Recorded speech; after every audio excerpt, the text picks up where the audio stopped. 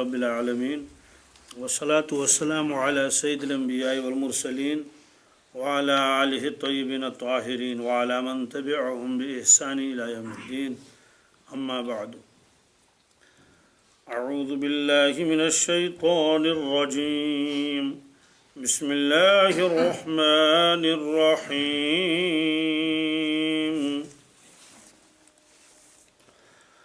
وأنذر به الذين يخافون أن يحشروا إلى ربهم ليس لهم من دونه ولي ولا شفيع لعلهم يتقون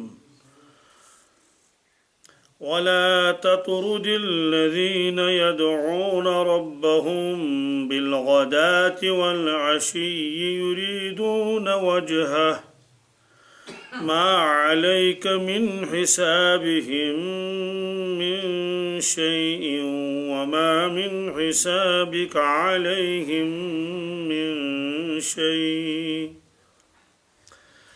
وما من حسابك عليهم من شيء فتطردهم فتكون من الظالمين صدق الله المولانا العظيم سورہ انعام کی 50 آیتیں ہو چکی ہیں. یہ آیت نمبر 51 ہے. اس میں اللہ تبارک تعالیٰ فرماتے ہیں حضرت رسول اللہ صلی اللہ تعالیٰ علیہ وسلم کو وَأَنذِرْ بِهِ الَّذِينَ يَخَافُونَ کہ آپ اس قرآن پاک کے ذریعے ان لوگوں کو ڈرائیے، ان کو نصیحت فرما دیجیے. يَخَافُونَ أَن يُحْشَرُوا إِلَىٰ رَبِّهِمْ جنہیں ڈر ہے اس چیز کا کہ قیامت کے دن انہیں اپنے رب العالمین کے سامنے جمع کیا جائے گا. اس کو کہتے ہیں خاص نصیحت. انبیاء علیہ الصلوۃ والسلام کا منصب یہی ہے کہ وہ لوگوں کو نصیحت کریں، لوگوں کو ڈرائیں، لیکن یہاں خاص طبقے کے بارے میں فرمایا ان کو آپ ڈرائیے. اس لیے پہلے یہ آیت آئی کہ کفار اللہ کے نبی صلی اللہ علیہ وسلم سے معجزات طلب کرتے تھے. اس کو فرمائشی معجزہ کہتے ہیں. وہ کام کر لیجئے تب مانیں گے، یہ کام کر لیجئے تب مانیں گے. کبھی کہتے تھے کہ ہماری غربت کو دور کر لیجئے، ان پہاڑوں کو سونا بنا دیجئے تاکہ خوب دولت مل جائے. ایک طبقہ یہ کہتا تھا.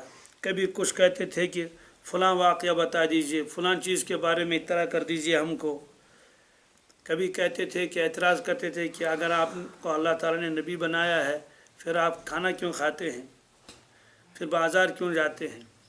تو ان کا جواب آ گیا کہ قُلْ لَا أَقُولُ لَكُمْ عِنْدِي خَزَائِنُ اللَّهِ آپ فرما دیجئے ان لوگوں سے میرے پاس اللہ کے خزانے نہیں ہیں، میں ان خزانوں کا مالک نہیں ہوں. میں تمہاری غربت دور کر لوں اور ان پہاڑوں کو میں سونا بنا دوں. رزق کا معاملہ اللہ تبارک تعالیٰ کے ہاتھ میں ہے. میں نے کب دعویٰ کیا کہ میرے پاس خزانے ہیں، آ جاؤ لوگوں میں خزانے تقسیم کر لوں گا اور تمہاری جھولیاں بھر لوں گا. میں نے یہ دعویٰ کب کیا؟ ولا عالم الغیب آپ مجھے ایسی چیزیں پوچھتے ہیں، فلاں کا حال کیا ہے، فلاں کے بارے میں پوچھتے ہیں. میں نے یہ بھی کب دعویٰ کیا کہ میں ساری چیزیں جانتا ہوں بغیر وحی کہ میں کچھ نہیں بتا سکتا. تو میں نے یہ بھی دعویٰ نہیں کیا اور آپ مجھ سے ایسی چیزیں پوچھتے ہیں.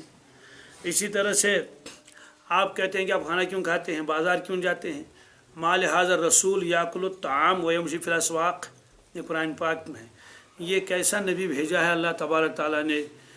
یاکل الطعام یہ تو کھانا بھی کھاتے ہیں، یہ تو پانی بھی پیتے ہیں، یہ تو بازار بھی جاتے ہیں.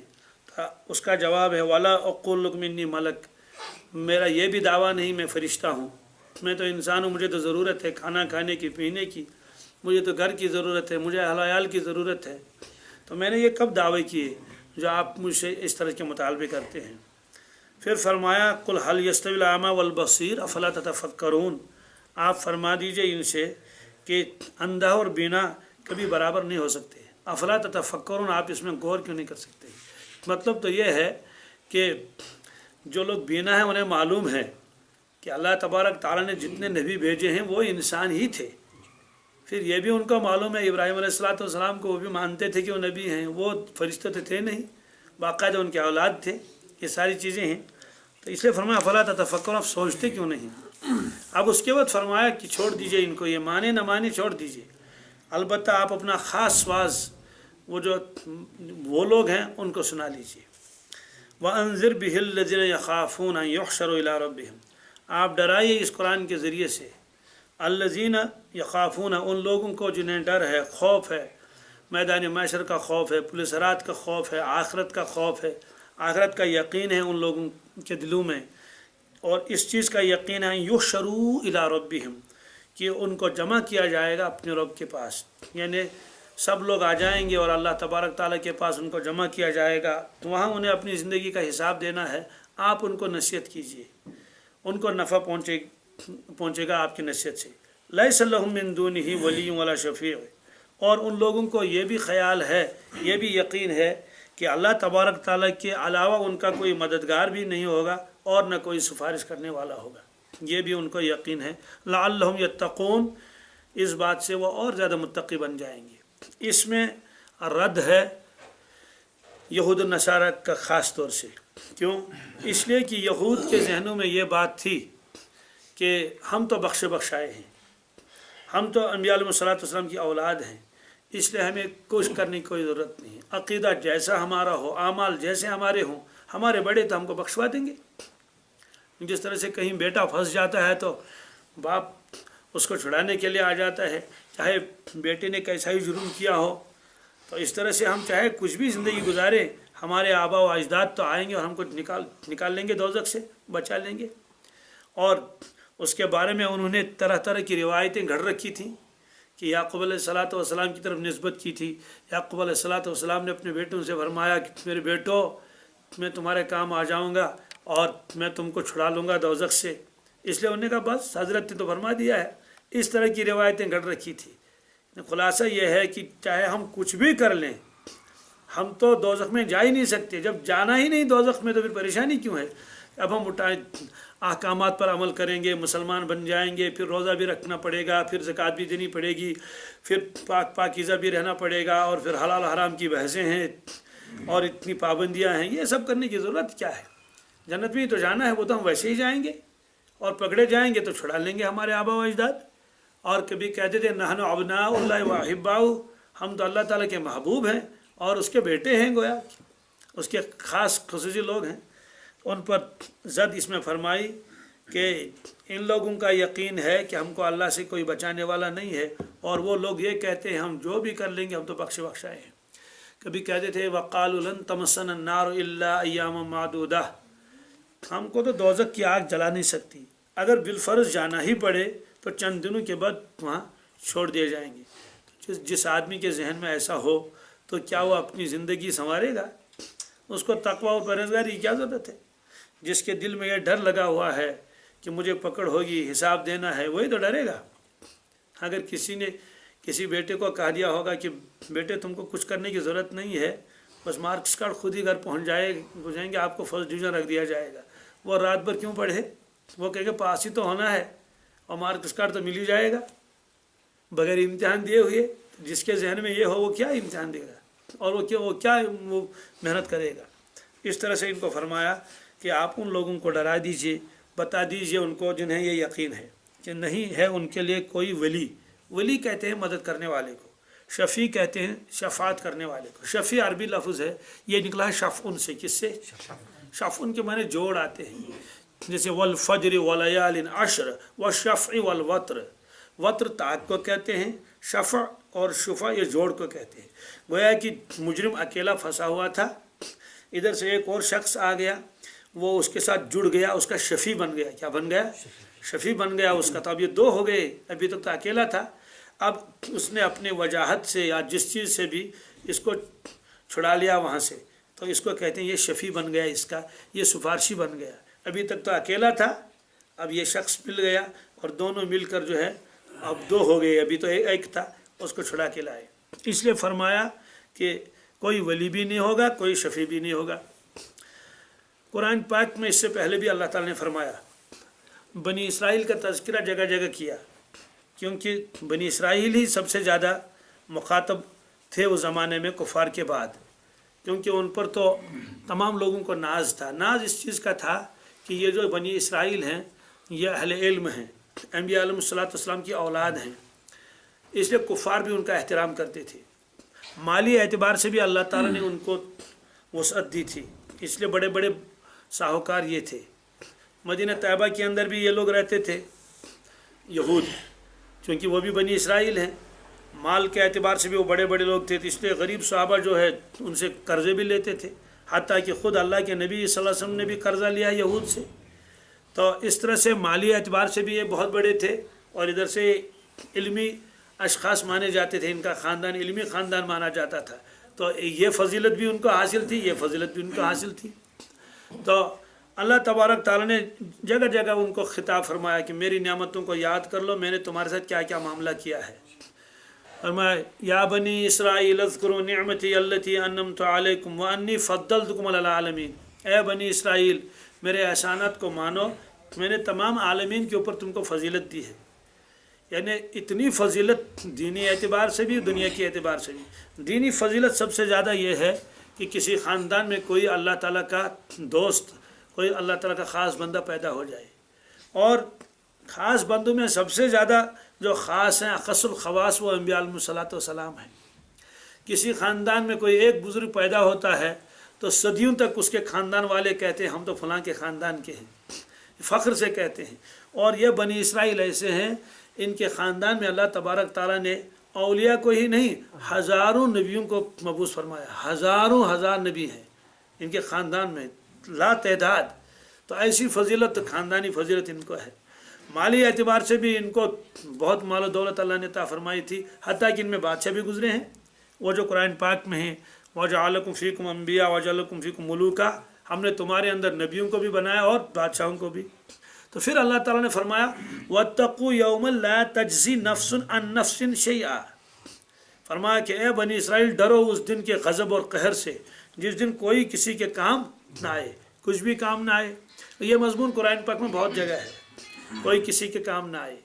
एक जगह फरमाया यौम यफ़िर्रुल मर्उ मिन अख़ीही व उम्मिही व अबीही व साहिबतिही व बनीह, कि माशर के मैदान में ये जो करीब रिश्ता समझा जाता है, भाई और इस तरह से बहन, वालिदैन और मियाँ बीवी, ये सबसे ज़्यादा करीबी रिश्ता है। और औलाद, इसकी नफ़ी अल्लाह ताला ने फरमाई यौम यफ़िर्रुल मर्उ मिन अख़ीही, कि क़यामत के दिन एक शख्स भागेगा अपने भाई को देखकर। तो भागेगा क्यों? इसलिए भागेगा कि ये मेरा भाई है, ये मेरी तरफ आ रहा है, और शायद इसको कुछ नेकियां कम हो गई हैं, वो नेकियां तो मुझे देनी पड़ेंगी। ये मांगेगा तो मैं इनकार कैसे करूँगा? इसलिए जब देखेगा मेरा भाई आ रहा है मेरी तरफ, एकदम या वहाँ से भाग जाएगा। या फिर का लफ्ज़ आया, इन्हें भाग जाएगा, बहुत तेज़ी के साथ भाग जाएगा। जितन शफ खबर का था अंदर ममाई आई थी मिन अखी व उम्मी ही, अल्लाह अकबर, माँ आएगी, माँ ये समझ कर ये तो मेरा बेटा है, बेटे मैंने तुझको पाला है, आज चंद नेकियां मुझे कम हो गई हैं, मेरा बेड़ा पार हो जाएगा, वो नेकियां मुझे दे दें, मैं जन्नत में चले जाऊंगी, वरना दोज़ख मेरे लिए तैयार है। जब देखेगा वाह माँ आ रही है तो ये माँ को छोड़कर भी भाग जाएगा। वह अभी ही बाप आ रहा है, वालिद आ रहे हैं, हम देखेगा कि वालिद साहब आ गए, अब तो ये तो आएंगे मेरे लिए, इसलिए तो, वरना आने की ज़रूरत ही नहीं, उसको देखकर भाग जाएगा। वह साहिबती ही, और शौहर बीवी को देखकर और बीवी शौहर को देखकर ये दोनों एक दूसरे से भाग जाएंगे। वह बनी ही, देखेगा मेरे बेटे तो आ रहे हैं, ये कहेंगे अब्बू हमारी परेशानी है, कुछ दे दीजिए, आज कुछ नीतियाँ दे दीजिए, और कोई पैसे वैसे तो मांगेंगे नहीं वहाँ। तो जब देखेगा मेरी औलाद आ रही है, और ये भी भाग जाएंगे। ये कुरान पाक क्यों, लिकुल्लि इम्रिइन मिनहुम यौमइज़िन शान युगनी, हर शख्स के उस पर एक फ़िक्र सवार होगी, किसी को दूसरे का होश ही नहीं होगा। बस जब देखेगा फलां आ रहा तो भाग जाएगा, और हर एक के ऊपर बोझ होगा। फरमाया वला तज़िरु वाज़िरतुन विज़रा उख़रा, एक आदमी दूसरे का बोझ नहीं उठाएगा। इससे वो जहालत भी सामने आ रही है। लोग कहते हैं है यमगना तिमगना में, यमगना तिमगना कर्ज, ये तो जहालत है। वह तुम कैसे मेरे गुनाह उठाओगे? वला तज़िरु वाज़िरतुन विज़रा उख़रा, اور قرآن پاک نے فرمایا وَإِن تَدْعُ مُثْقَلَةٌ إِلَىٰ حِمْلِهَا لَا يُحْمَلْ مِنْهُ شَيْءٌ وَلَوْ كَانَ ذَا قُرْبَىٰ. صاف قرآن پاک نے فرمایا اگر کوئی بوجھل آدمی، بہت بوجھ والا آدمی، وہ دوسرے کو کہے گا کہ میرا بوجھ اٹھا لو، تھوڑا سا اٹھا لو، کچھ کم ہو جائے یا پورا ہی اٹھا لو، وہی اس کو مثقل کہتے ہیں عربی میں، مثقلہ. وَإِن تَدْعُ مُثْقَلَةٌ إِلَىٰ حِمْلِهَا، اپنے بوجھ کی طرف دوسرے کو بلائے گا، آ جا میرا بوجھ تو اٹھا لو. وَإِن تَدْعُ مُثْقَلَةٌ إِلَىٰ حِمْلِهَا لَا يُحْمَلْ مِنْهُ شَيْءٌ، کچھ بھی نہیں اٹھایا جائے گا اس سے. وَلَوْ كَانَ ذَا قُرْبَىٰ، اگرچہ اس کا قریبی رشتہ داری کیوں نہ ہو، یعنی باپ اور ماں کیوں نہ ہو، بیٹا ہی کیوں نہ ہو. اس طرح سے یہود کو فرمایا اللہ تعالیٰ نے وَاتَّقُوا يَوْمًا لَا تَجْزِي نَفْسٌ عَن نَفْسٍ شَيْئًا وَلَا يُقْبَلُ مِنْهَا شَفَاعَةٌ. فرمایا دیکھو کسی کی سفارش بھی قبول نہیں ہوگی، کسی کی سفارش بھی، کیونکہ عام طور سے جب آدمی پھنس جاتا ہے کہیں کسی مصیبت میں، کہیں گرفتار ہوتا ہے، تو دو تین چیزیں ہیں جس کی وجہ سے وہاں سے چھوٹ کے آتا ہے. یا تو کوئی بڑا سفارشی آ گیا اور سفارش کر لی اور چھوٹ کے آ گیا وہ، یا اگر سفارش نہیں ہے تو مال و دولت دے دیا جاتا ہے، اتنا فدیہ دے دیا، اتنا بدلہ دے، اتنے لاکھ دے دیا، اپنے آدمی کو چھڑا کے لائے عذاب سے. یا یہ ہے کہ اپنے پاس اتنا افرادی پاور ہے اور اتنی طاقت ہے، وہ جا کے افراد کی بنیاد پر ایک بڑا ہنگامہ کر لیا اور سینکڑوں لوگ جمع ہو گئے، ہزاروں لوگ جمع ہو گئے اور غالب آ گئے اور اپنے ساتھی کو چھڑا کے لائے. تو اللہ تعالیٰ نے سب کی نفی کر دی. فرمایا یوم لا تجزی نفس عن نفس شیئا ولا يقبل منها شفاعۃ، کوئی سفارش کرنے کے لیے آئے گا ہی نہیں، کوئی آگے نہیں بڑھے گا اور قبول بھی نہیں کی جائے گی. ولا یؤخذ منها عدل، کوئی معاوضہ دینا چاہے معاوضہ بھی میں نہیں دوں گا. ایک جگہ فرمایا قرآن پاک نے اگر زمین پر سونا دیا جائے، جتنی زمین ہے یہ ساری سونے سے بھر دی جائے اور اسے کہے گا اتنا سونا ہے اللہ لے لے، اس کو چھوڑ دے، یا کوئی آدمی خود سونا دے دے مجھے چھوڑ دے، اللہ تعالیٰ فرمائیں گے تب بھی نہیں. اور کوئی کہے گا جتنا زمین میں ہے اتنا اور اس سے اور دگنا دے دوں گا، اللہ تعالیٰ فرمائے تھے تب بھی نہیں چھوڑوں گا. چھوٹ ہو ہی نہیں سکتی. اولا تو کسی کے پاس کچھ ہوگا نہیں، سب ننگے ہوں گے سوائے خواص کے، تو اس لیے کیا چیز دے دیں گے بدلے میں؟ دو چیزیں ہوگی، وَلَا هُمْ يُنصَرُونَ، کہیں سے مدد بھی نہیں آئے گی. تو سب کی نفی کر دی اللہ تبارک تعالیٰ نے. اب سوال یہ ہے کہ ادھر سے تو اہل سنت والجماعت کا عقیدہ تو یہ ہے کہ بھائی شفاعت بھی ہوگی، سفارش بھی ہوگی، وہ تو ایمان والوں کے بارے میں ہے. یہاں مسئلہ ہے بے ایمان کا. کس کا؟ جی، جو ایمان لے کر ہی نہیں آیا، وہ چاہے نبی کا بیٹا ہی کیوں نہ ہو، کہ کسی نبی کا بھائی کیوں نہ ہو، کسی نبی کی بیوی کیوں نہ ہو، تو اس کے لیے صاف قرآن پاک نے فرمایا کہ ان کی بخشش نہیں ہوگی، کوئی سفارش بھی نہیں کر سکے گا. اور وہ مثالیں اللہ تبارک تعالیٰ نے قرآن پاک میں دی. مثلا لوط علیہ السلام کی بیوی اور نوح علیہ السلام کی بیوی، دونوں کا تذکرہ قرآن پاک میں ہے. آپ نے فرمایا کہ دونوں کی دونوں دوزخ میں جائیں گے، تو سب دوزخ میں جائیں گے، کوئی ان کو بچائے گا نہیں. نوح علیہ السلام کے بیٹے کا تذکرہ قرآن پاک میں ہے، تو بالکل بخشش نہیں. ابراہیم علیہ السلام کے باپ آزر کا تذکرہ ہے، اگر بعض لوگ اس میں کہتے ہیں وہ چچا تھا، کیا بہرحال تو قرآن پاک نے اب فرمایا. کیا فرمایا؟ چلو چچا ہی مان لیجئے، تو چچے کو تو بچا سکتا ہے نا کوئی، ہے نا، تو وہ بھی تو قریبی رشتہ ہے. اس لیے حدیث پاک میں ہے چچا مثل باپ کے، چچا مثل، اتنا قریبی رشتہ صاف فرمایا بالکل نہیں. تو اس طرح سے وہاں نفی کر دی گئی.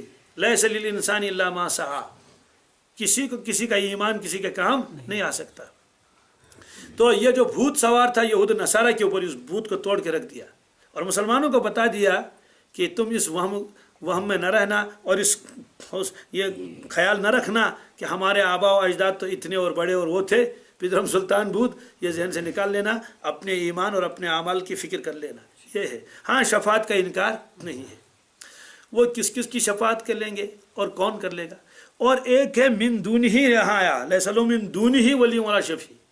من دونہ کا مفہوم الگ ہے، اللہ کے علاوہ، اور وہ جو شفاعت ہے وہ باذنہ ہے. کیا؟ یہ قرآن پاک میں بہت جگہ ہے. من ذا الذی یشفع عنده الا باذنہ، اس کو شفاعت بالاذن کہتے ہیں. کیا؟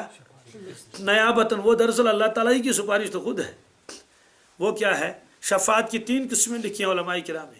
شفاعت بالوجاہت، شفاعت بالوجاہت کے معنی آتے ہیں روب داب سے، اثر و رسوخ سے اور اپنے دبدبے سے سفارش کر لینا. جیسے کوئی بہت بڑا آدمی کسی چھوٹے آدمی کو سفارش کر لیتا ہے، کوئی بہت بڑا وزیر جو ہے وزیر اعظم کسی چھوٹے ملازم کو فون کر لیتا فلاں کام کر لو، اگرچہ وہ قانون کے خلاف ہو، وہ تو اس کو ماننا ہی پڑتا ہے، کیا کریں گے جناب، اوپر سے ہی حکم آیا ہے، کرنا پڑے گا۔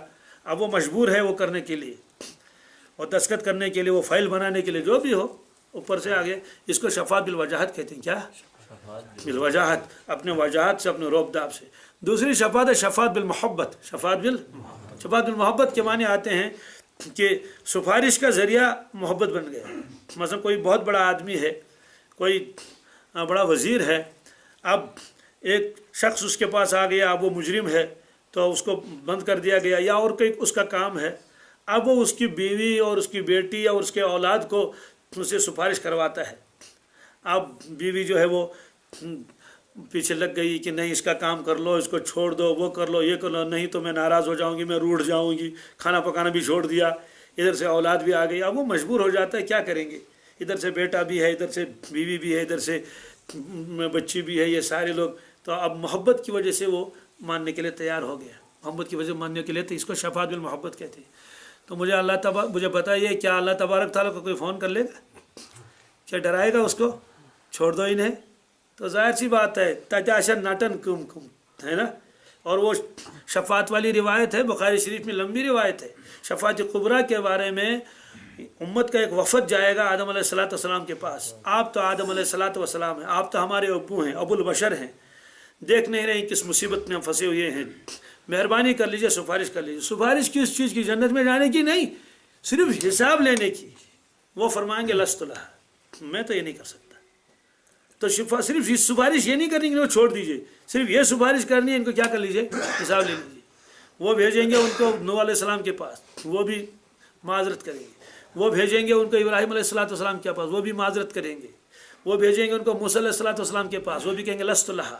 وہ بھیجیں گے عیسیٰ علیہ السلام کے پاس، وہ بھی لست لہا۔ پھر آخر میں عیسیٰ علیہ السلام رسول اللہ صلی اللہ علیہ وسلم کا پتہ بتا دیں گے کہ آج تو اللہ کے ساتھ کوئی بات ہی نہیں کر سکتا، نہ کلیم اللہ، نہ روح اللہ، نہ کوئی صفی اللہ، کوئی نہیں سوائے رسول اللہ صلی اللہ علیہ وسلم کے۔ تو لمبی روایت ہے، تو رسول اللہ صلی اللہ علیہ وسلم یوں نہیں جائیں گے یا اللہ ان کو چھوڑ دیجیے، ایسا نہیں ہے۔ فرمایا میں جاؤں گا اس جگہ پر اور ایک سجدہ کر لوں گا، اتنا لمبا روایت میں آتا ہے 7 دن 7 راتیں گزر جائیں گی۔ کتنی؟ یعنی جیسے دنیا میں 7 دن اور 7 راتیں، وہاں تو دن رات تو ہوگا ہی نہیں، اتنا لمبا۔ اور اس میں کیا گئے، روئیں گے اللہ کے سامنے، آنسو بہائیں گے، اس کی تعریفیں کریں گے، گویا کہ اس کو منوائیں گے، اس کو یہ حصہ، تب جا کے اللہ تعالیٰ کا جو جلال ہے وہ کم ہوگا۔ ہر نبی کہے گا آج اللہ کو جلال ہے، ہم کچھ نہیں۔ تو وہ ایک جگہ ہے، اس جگہ کا تذکرہ قرآن پاک میں بھی ہے، اس جگہ تذکرہ حدیث میں بھی ہے، اس کو مقام محمود کہتے ہیں۔ کیا؟ عسیٰ ان یبعثک ربک مقاما محمودا۔ مقام محمود وہ ایک جگہ ہے، اس کی بڑی تفصیل ہے، انشاءاللہ آگے کبھی موقع آ جائے گا تو اس کی میں تفصیل بتاتا ہوں۔ آپ نے خود فرمایا کہ مقام محمود کے لیے دعا کر لیجیے، اور فرمایا خاص طور سے اذان کے بعد، اذان دینے والا، اذان سننے والا، دونوں کے ذمے ہے۔ ایک تو پہلے درود شریف پڑھ لیں، اس کے بعد وہ دعا پڑھ لیں، اللہم رب هذه الدعوة التامة والصلاة القائمة آت محمدا الوسيلة والفضيلة والدرجة الرفيعة وابعثه مقاما محمودا۔ تو مقام محمود کی دعا اس میں، یا اللہ مقام محمود عطا کر لیجئے رسول اللہ صلی اللہ علیہ وسلم۔ تو تب 7 دن 7 رات اتنا لمبا، تب اللہ تعالیٰ فرمائیں گے یا محمد صلی اللہ علیہ وسلم ارفع راسک، آپ ساری مبارک اٹھائیے، سل توتا، آپ مانگیں گے، مانگ لیجئے، درخواست کیجئے، آپ کو دے دیا جائے گا۔ اشفع تو شفع، سفارش کریں گے، سفارش قبول کر لی جائے گی۔ یہ شفاعت بالاذن ہے۔ یہ تو وہ ہے کہ رو رو کے اللہ تعالیٰ کو منوانا ہے کہ ایسا کر لیجئے۔ تو اس طرح سے اس کو شفاعت بالاذن کہتے ہیں۔ کیا؟ قرآن شریف میں جب بھی ایسی کوئی شفاعت کا تذکرہ ہے، وہاں الا باذنہ کا تذکرہ ہے۔ اس کا مطلب تو یہ ہے اللہ تبارک تعالیٰ ہی کسی کو بخشنا چاہیں تو انبیاء علیہ السلام، اولیاء کرام اور صلحاء وغیرہ کو اجازت دے دیں گے کہ فلاں فلاں آدمی کی سفارش کر لیجیے۔ تو اگر اللہ ہی نے چاہیں گے تو کون کس کی سفارش کر سکتا ہے؟ کسی کی نہیں۔ تو وہ ہے شفاعت بالاذن۔ کیا ہے؟ ہاں، تو اللہ باذنہ کا مفہوم الگ ہے اور من دونہ کا الگ ہے۔ تو اللہ تعالیٰ نے اس میں فرمایا کہ یا رسول اللہ صلی اللہ علیہ وسلم، آپ واعظ و تبلیغ اس طبقے کے سامنے خصوصیت کے ساتھ کیجیے، خصوصی واعظ۔ کیا؟ جو لوگ ڈرتے ہیں اس بات سے، جنہیں خوف ہے کہ ان کو اللہ تبارک تعالیٰ کے سامنے جمع کیا جائے گا اور ان سے حساب لیا جائے گا، اور ان کو یہ بھی یقین ہے کہ اللہ کے علاوہ ہمارا کوئی ولی بھی نہیں ہے، ہمارا کوئی شفیع بھی نہیں ہے، اگر کوئی ہوگا تو وہ اللہ جب چاہیں گے تب، تو ورنہ نہیں. لعلہم یتقون، تاکہ وہ اور زیادہ متقی ہو جائیں، اور زیادہ ڈریں. اور یہ بات ہے کہ جب بشارت سنائی جاتی ہے تو لوگوں کی کیفیت بدل جاتی ہے. صحابہ کرام کو بشارت دے دی گئی، فلاں بھی جنتی، فلاں بھی جنتی، فلاں بھی جنتی. تو اس کے بعد انہوں نے یہ نہیں کیا جناب اب تو ہم جنتی ہیں، آپ فجر کیوں نہیں پڑھ رہے ہیں؟ ہم تو جنتی ہیں. آپ نے روزہ نہیں رکھا؟ نہیں صاحب ہم تو جنتی ہیں، ہم کو سرٹیفکیٹ مل گیا. نہیں، الٹا معاملہ ہوا. کیا؟ جتنی عبادت اور ریاضت اس سے پہلے کرتے تھے اس سے زیادہ کرنے لگے شکرانے میں، کہ اللہ نے جب اتنا احسان کیا دنیا میں ہی، گویا کہ ابھی امتحان ہی چل رہا ہے، ابھی تو دنیا میں ہی تو تھے، یہ امتحانی گاہ ہے نا، امتحان گاہ ہے، ابھی دنیا میں ہی ہے اور رزلٹ بتا دیا گیا، یہ بھی جنتی، یہ بھی جنت، یہ بھی رزلٹ ہے نا، یہ انجام بتایا گیا. صحابہ کرام کو انجام بتایا گیا. ابو بکر فی الجنہ، عمر فی الجنہ، عثمان فی الجنہ، علی فی الجنہ، عبد الرحمن ابن عوف فی الجنہ، ابو عبیدہ ابن جراح فی الجنہ، طلحہ فی الجنہ، زبیر فی الجنہ، سعد فی الجنہ، سعید فی الجنہ. تو یہ سارے لوگوں کو جنت جنت جنت بتایا جا رہا ہے. عشر مبشرہ کو یہی تو بشارت ہے نا، یہ تو انجام ہے. اب اس کے بعد ان لوگوں نے کیا کیا کہ جتنے اعمال کرتے تھے ان میں اضافہ ہوا. ان میں اگر مسلمان کو یہ یقین بھی ہو جائے کہ جناب میری سپارش تو ہو ہی جائے گی، تو اس کو کیا کرنا چاہیے؟ اس کو تو اور زیادہ اعمال کرنے چاہیے. جب اللہ نے ایسی بڑی دعوت دے دی، ایسی بڑی نعمت دے دی، تو یہ فرمایا. اب اس کے بعد اللہ تعالیٰ فرماتے ہیں وَلَا تَطْرُدِ الَّذِينَ يَدْعُونَ رَبَّهُمْ بِالْغَدَاةِ وَالْعَشِيِّ. جب آپ یہ آیت پڑھیں گے اس میں واو لکھا رہتا ہے، بالغداوتی نہیں پڑھیں گے، اس کو بالغداتی. واو رسم الخط کا ہے، یہ لکھا جاتا ہے، پڑھا نہیں جاتا. اس لیے دنیا کی کوئی طاقت اس واو کو ہٹا نہیں سکتی، حالانکہ اس پر کوئی حرکت نہیں، زبر نہیں، زیر نہیں، پیش نہیں، جزم نہیں، لیکن واو پڑھنا نہیں، لکھنا ہے. بالغداتی پڑھنا ہے اور واو کا لکھنا ضروری ہے.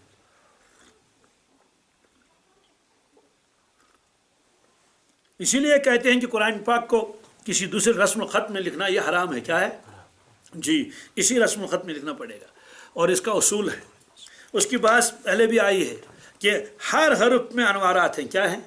اگر یہ واو آپ نکال دیں گے کہ اس کی تو کوئی ضرورت ہے ہی نہیں، جب یہ تلفظ میں آتا ہی نہیں ہے تو لکھنے کی ضرورت ہی کیا ہے؟ فرمایا وہ انوارات کم ہو جائیں گے. وہ انوارات، اسی لیے قرآن پاک میں آپ دیکھیں گے وَأَقِيمُوا الصَّلَاةَ وَآتُوا الزَّكَاةَ، واو کا تذکرہ کہیں نہیں آیا. صلات پڑھ لیا، لیکن لکھا جاتا ہے صاد لام پھر واو، اور پڑھا جاتا ہے کیا؟ الف. صلات، تو صلات پڑھا جاتا ہے، لکھا جاتا ہے واو کے ساتھ. زکوٰۃ پڑھا جاتا ہے، لکھا جاتا ہے واو کے ساتھ. دونوں کو پڑھنا ضروری ہے. ایک تو ہے کہ زبان کا اسلوب یہی ہے، پھر قرآن پاک کا رسم الخط، یہ اللہ کے نبی صلی اللہ علیہ وسلم اس کو توقیفی کہتے ہیں. انہوں نے ایسے ہی فرمایا، قیامت تک ایسا ہی رہے گا، اس کو بدل نہیں سکتے. تو ان چیزوں کا معاملہ نہیں جاننا چاہیے. آپ کے انگریزی میں بھی ہے، بہت سارے الفاظ لکھے جاتے ہیں، پڑھے نہیں جاتے. مجھے بتائے نائف کے اندر شروع میں کے ہے یا نہیں؟ وہ فضول ہے یا ہے فضول کہ کیا کارآمد ہے؟ لکھنا پڑے گا نا، لیکن تلفظ میں تو نہیں آئے گا. اور واک اور ٹاک، اس کے درمیان میں جو ایل بیٹھا ہوا ہے، خامہ خامہ جگہ گیر رکھے اس نے، اگر اس کو نکال دیا جائے WA کے ہی لکھ دیں سیدھے، کیونکہ اس کو تو تلفظ میں تو آتا نہیں ہے، لیکن لکھنا پڑے گا. کیوں؟ رسم الخط کا وہی اصول ہے. وہ نہیں لکھیں گے تو وہ حرف وہ نہ رہے گا اور کچھ ہو جائے گا. تو یہاں بالغداتی کو بالغداتی پڑھنا، بالغداوتی. جی، اس کو میں نے خود بھی سنا ہے. بعض لوگ جو ہیں وہ چونکہ واو لکھا ہوا ہے تو وہ جو پڑھیں گے تو بالغداوتی والعشی. جی، تو اس آیت کا شان نزول کیا ہے، اس کا مطلب کیا ہے؟ اس میں اللہ تعالیٰ فرماتے ہیں یا رسول اللہ صلی اللہ علیہ وسلم، ان لوگوں کو آپ اپنے سے دور نہ کر لیجئے جو صبح شام اللہ کی عبادت کرتے ہیں اور اللہ کی رضامندی چاہتے ہیں، ان کو دور نہ کر لیجئے. اس کا کیا مطلب ہے؟ ایک مرتبہ مکہ شریف کے کچھ لوگ جو بڑے بڑے مالدار تھے، بہترین لباس والے، وہ آئے اور انہوں نے یہ کہا کہ یا رسول اللہ صلی اللہ علیہ وسلم، ہم بھی آپ کی بات سنتے، واعظ و تبلیغ، لیکن ہم دیکھتے ہیں کہ آپ کے ارد گرد تو صرف غربا ہیں، فقراء ہیں، یہ غلاموں کی جماعت ہے. یہ بلال حبشی ہیں اور یہ سلمان فارسی ہیں، وہ بھی تو آزاد کا تو غلام تھے. یہ صہیب رومی ہے، یہ مقدام سوڈانی ہے، اور کون کون ہے تو اس لیے ہم کو شرم آتی ہے کہ ہم ان کے پاس بیٹھے. آپ ایسا کر لیجئے، جب ہم آیا کریں ان کو بتا دیجیے آپ ہٹ جائیے، آپ ان کو ہٹا لیجئے، یہ دور رہے ہم سے. اور دیکھ رہے ہیں کہ ان کے کپڑے کیسے ہیں، چونکہ غریب صحابہ کے کپڑے جو تھے وہ اون کے تھے. کیا تھے؟ تو اس میں پسینہ بھی آتا تھا، اور کوئی ٹھاٹ باٹ تو تھے بھی نہیں ان لوگوں کے. کہہ لیں گے ہمیں تو شرم آتی ہے. یہ کبر غرور کا عالم تھا. کفار کو تو چھوڑ دیجئے، خود اس وقت جو دنیا کے لوگ اپنے آپ کو بہت ہی مہذب کہتے ہیں، انگریز، وہ بھی گوارہ نہیں کرتے ہیں کوئی بڑا آدمی چھوٹوں کے پاس بیٹھے گا ہی نہیں. بڑوں کی قطار الگ ہوگی اور چھوٹوں کی قطار الگ ہوگی. جی، ان کی اپنی اپنی جگہ متعین ہے. تو یہ تو صرف اسلام ہے، یہ تو صرف